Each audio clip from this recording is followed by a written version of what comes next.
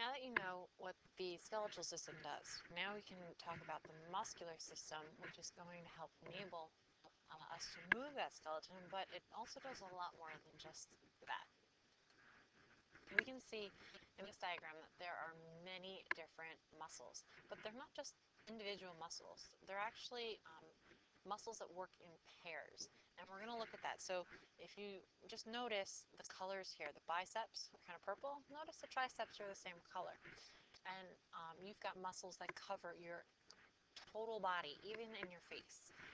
So you have muscles everywhere. And we talked about in the skeletal system that muscles are going to be attached to the skeleton. Well, the skeletal muscles are going to be attached to the skeleton by tendons. And when we look closer at the structure of skeletal muscle, here we have the bone and the tendon hooking that muscle to it, we can see that there's a lot of different structures that go in there. The muscle fibers are made up of those muscle cells, which are going to be in bundles, and those bundles work together to become that muscle.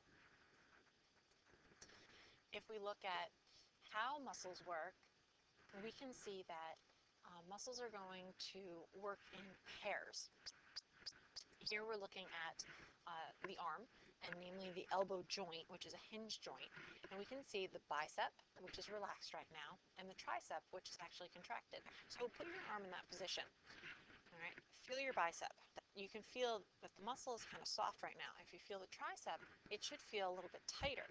Now, move your arm up. Okay, now you have that little arm curl going on. Feel your bicep. It feels shorter. It should feel harder. And that is because the bicep is now contracted. And the tricep is going to be relaxed.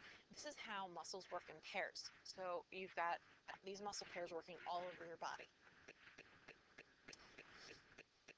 If we look closer at how muscles actually function, we're going to watch another little YouTube video here to show you how that works.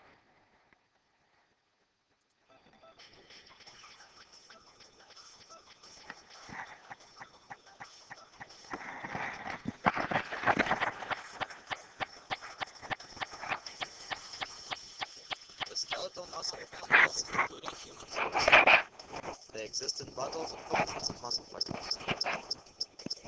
A single muscle fiber is actually a muscle cell. As you can see, muscle cells are very elongated and contain several nuclei.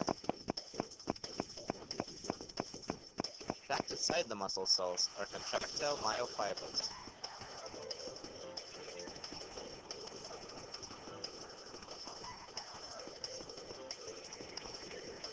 Myofibrils show the striated pattern with repeating subunits called sarcomeres. When a motor neuron stimulates muscle fiber, overlapping filaments in the sarcomeres slide along one another, and the sarcomeres shorten. The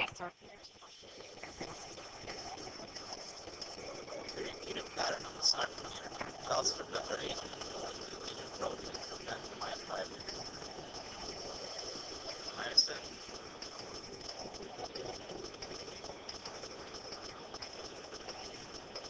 and actin. Myosin is known as the filament. Myosin has the actual mechanism for muscle contraction. Now let's examine the process in detail. First of all, when a motor neuron stimulates a muscle fiber, calcium ions are released from the sarcoplasmic reticulum. Ions force the tropomyosin to displace and expose myosin binding sites of actin. An ATP molecule is unhydrolyzed, and the myosin head forms a cross bridge.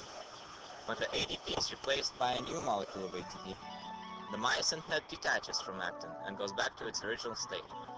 And that's pretty much the whole process.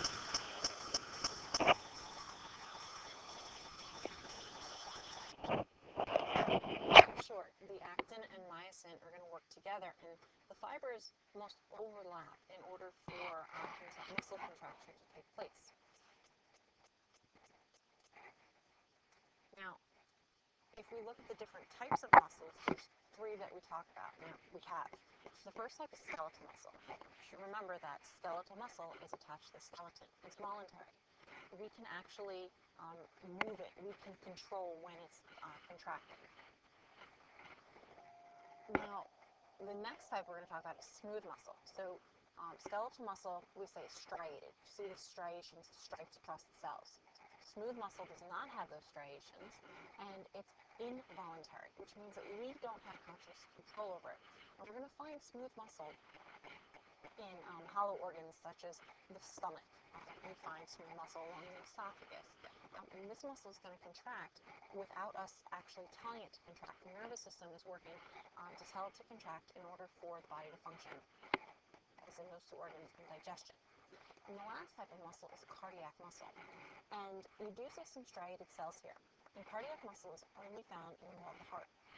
Its job is to contract in order to cause the heart to pump blood throughout the circulatory system in the body.